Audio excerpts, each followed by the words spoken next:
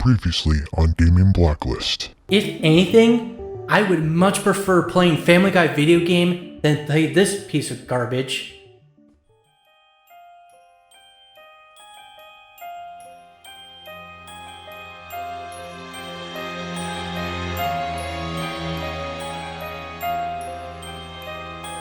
Wait, what? We now continue with Gaming Blacklist.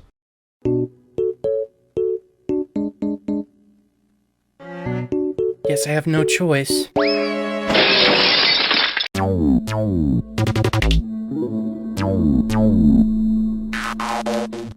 When it comes to adult animated TV shows, I would always go with either Rick and Morty or The Simpsons. I would watch other shows as well.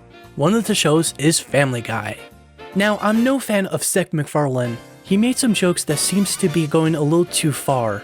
But of course, ignoring that, I thought I would try out the show's first ever video game, simply titled Family Guy Video Game. The game starts off with Stewie, who just completed a mind control helmet. He got distracted by Bertram, Stewie's half-brother. Bertram wants the fancy satellite dish that Peter uses to watch Mr. Belvedere. And so we are ready to play. Stewie plays like a shooter platformer. The shooting parts aren't a big deal. The real big problem with Stewie is jumping. Oh, come on! Oh, you piece of— What if I stand in this coffee machine? At certain points in the game, you'll be greeted with cutaways, which are basically mini-games.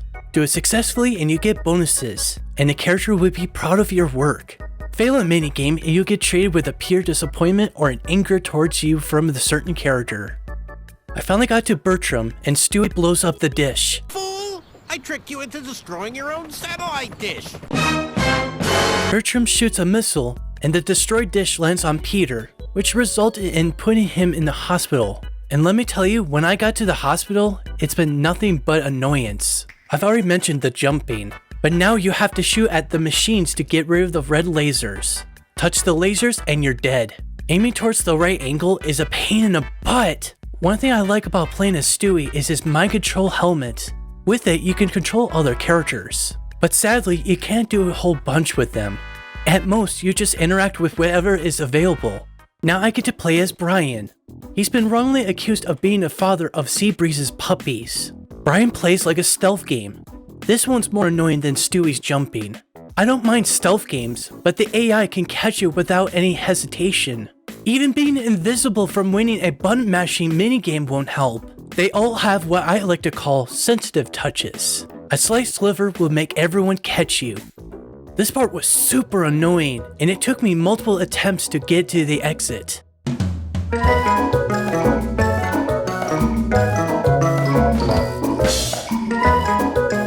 Eventually. Oh, thank the video game gods. And now I'm Stewie again. This time they're swimming, and it sucks. Stewie only swims in front of him and can only slightly turn left or right.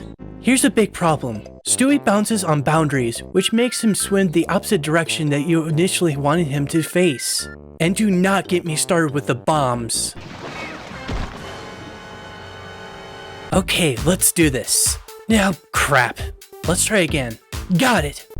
Wait, what? They ask you how you are, you just have to say that you're fine when you're not really fine. There. Good grief. I finally got to Peter, and now he's believing that Belvedere is the one that, quote, kidnapped his family. And now he beats up everyone in the vicinity. Peter plays like a classic beat-em-up, similar to games like Final Fight and Streets of Rage. Only this one's just unpolished, and kinda hard to get into. Now I'm fighting a guy in a clamshell costume. And there are QuickTime events. Well, that was satisfying. I got to the point where I was playing Peter's minigame. It's just like Brian's, a button masher.